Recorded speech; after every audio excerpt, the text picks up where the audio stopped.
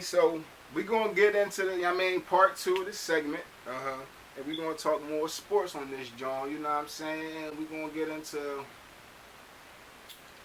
Kevin Durant. We're going to do Kevin Durant.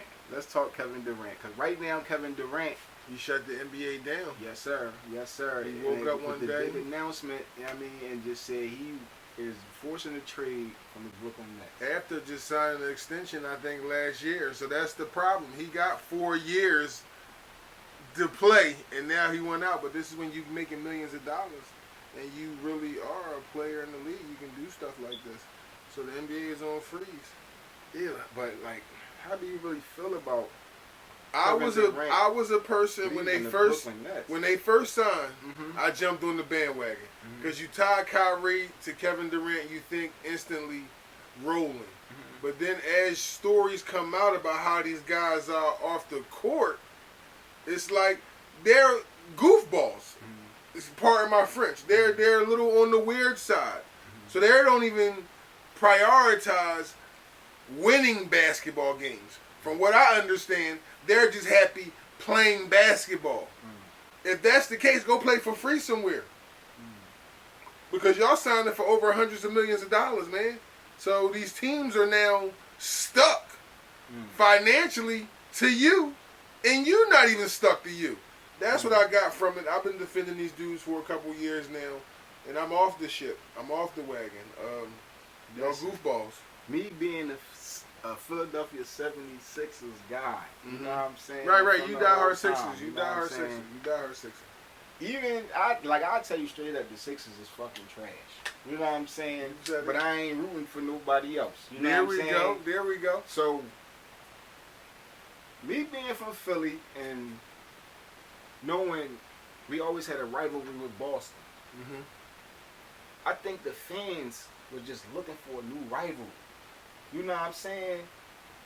Boston been kicking our ass for the last couple of years. You know what I'm saying? That's a rivalry. I don't think Brooklyn and the Sixers were a rivalry until they did the trade for Simmons and Harden. Right. That has now intertwined the two franchises for at least the next couple seasons. If Harden here, because Simmons is stuck in Brooklyn, it look like, because he's not playing.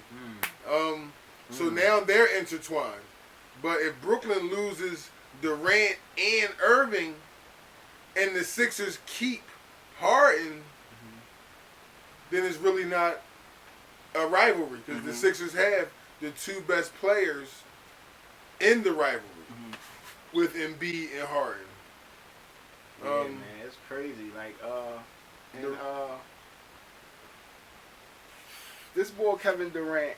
He got everybody on eggshells right now, so nobody really knows what the next trickle effect in free agency is going to be until he decide where he want to go. He said and the two teams to go to Phoenix, or it was somewhere else. But I know, like, even if you going to Phoenix just maxed out. They just maxed out Devin Booker. Yeah, that's going over there with Devin Booker. They just maxed him out. So I can assume that Brooklyn will want Devin Booker in the trade for Kevin Durant. So that's not even going to work. There we go. So now we're back to square one with that option. Kevin Durant's a superstar. He's a once-in-a-lifetime player. So the team that's trading, so Brooklyn will want a similar, if not 1 or 2 tiers lower than him, player back in return. Maybe 2 players. No, it's going to be multiple players and multiple picks, but it's got to be somebody in the upper echelon. Yeah, like they're not going. Phoenix not going to trade Kevin Durant for me and you. Right. It's got to be like the Sixers. If they was to call the Sixers right now, Embiid would have to be on the trading block. Right. Like, because Kevin Durant and Embiid, they're not even neck and neck, but they're similar in talent tier. Right. Where Phoenix got players, but they're several tiers lower. There's several. So you got to start packaging. You got to find a team over here and a team over here. It might be a 5 or 6 team trade where all players is all jumbled up. So the people that are signing for the money are staying with their team. The Devin Bookers, the Bradley Bills, Adebayo, Jokic, Morant. They just cashed in because that's where they're staying. 4 and 5 year deals. But say 2 years from now they wake up and say, I want to get traded. Right. All right. Go ahead. Who's going to stop them from wanting to be traded? Because Kevin Durant just did this. Right. Like, he is now setting a new trend. Well, everybody that set the trend already. You know, they're outdoing everybody else. Right. That's like one trend was LeBron linking up with players. Right. Then Kevin Durant did that.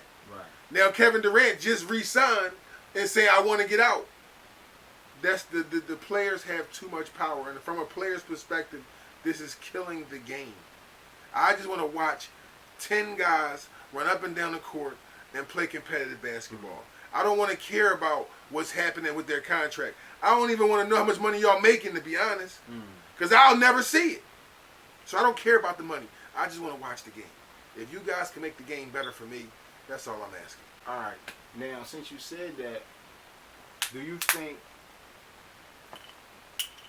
the media should just focus on the game instead of their contracts and how much they're making? And what now? Because all this comes from the media. Social media. You know what I'm saying? The media has always known their contracts. The media has always known their contracts. Right. The Channel 6s and Channel 10s and Channel 3s. They first tell you. They just said, what you call just getting traded for $33 million. No, it's now the ESPN on Instagram. And the ESPNs on Twitters. Right. And the ESPNs on Facebook. Right. Who are leaking it to the people like us who now have a conversation for it. Because before it was just staying 10, 6, 3 in the locker rooms. Like we knew they were signing contracts. We didn't know that Michael Jordan wasn't getting 5 years, $400 million. Right. We didn't know that. We might know he was making $30 million a year. So is us knowing better or worse? Worse, way worse. Because now they have to prove why they're worth the money. But I actually think it's better. Because if you're a star player and you deserve this and you're not getting the people is going to raise hell. Prime example, James Harden just probably made $40 last year. Was he worth $40 million last year? No, I don't think so, honestly. Okay. I see, but you can't ask me because I don't like James Harden. You know what I'm saying? But you know the game. You know the game of basketball, though. James Harden, right? You know the game of basketball, and you know at one point in time he was unstoppable. Yeah. For sure. So with that being said, he got $40 million last year. I just think that if the media don't bring it into the forefront, then it never gets brought up. So I'm going to disagree because now we have the internet where people, not going to say me and you, but there are people out here who have no life, who might go on the internet and type in James Harden contract and see he's making X amount of dollars. And now share that to their social media platform, which might have 2,000 people. And out of those 2,000 people... Yeah, but how is a contract public knowledge? See what I'm saying? Because I'm a public figure. I'm a celebrity. Like, I don't really get into entertainment contracts, but you know that The Rock and Denzel and Wesley Snipes and Jamie Foxx, they're getting X amount of millions per movie. And you can find that out through the internet. No more. Now, with Kevin Durant doing all this moving around, and LeBron did it and everybody, but do you think the day of the super team is over? No. Because it's looking like the guys are getting younger now. So it might not look like a super team in 2023, but if they stay on the same team till 2026, they could possibly be a quote-unquote super team. Right. If you draft correctly, you could have a super team. So the way the contracts are are getting bigger, is getting harder to put 2, 3, 4 great guys on the same team, all making $200 million. So realistically, a super team will never happen because people aren't saying I'm not calling you saying, yo, take $50 million less and come sign with me over here. But that could be what's going on. That was what was going on. Yeah, so it's still going on because that was the trend. You see what I'm saying? Now max me out. Like I said, 4 or 5 people yesterday maxed out over 200. Right. There's no more. I'm not taking 50 less. Right. I'm not taking 25 less to play with you. I'm cool on that. I'm going to get all mine, and we're going to go from there. And like I said in Seg 1, let's just say I played 3 years out of my 5, and we ain't win nothing. And the team looked to trade me. Am I wrong? And year 3 to want to get traded. I'm sorry, let me take that back. Let's just say I sign a 5-year deal. Year 3, I asked to be traded. They don't want to. But in year 4, they trade me. Who really is right? This business. It's business, man. That's why the money is being thrown around like this now. Everything is a business. So when you sign a deal, just be ready. Moral of the story, just be ready for your life to change in the blink of an eye. Big shout out to Big Coos for coming through, you know what I mean? This is part 2 of Opinions on Everything. That's what we doing. Talking about sports, you know what I'm saying? From Golden State to Kevin Durant, we're going to keep going on down the list, you know what I'm saying? Holla at your boy. We up. Hey, it's the best kept secret.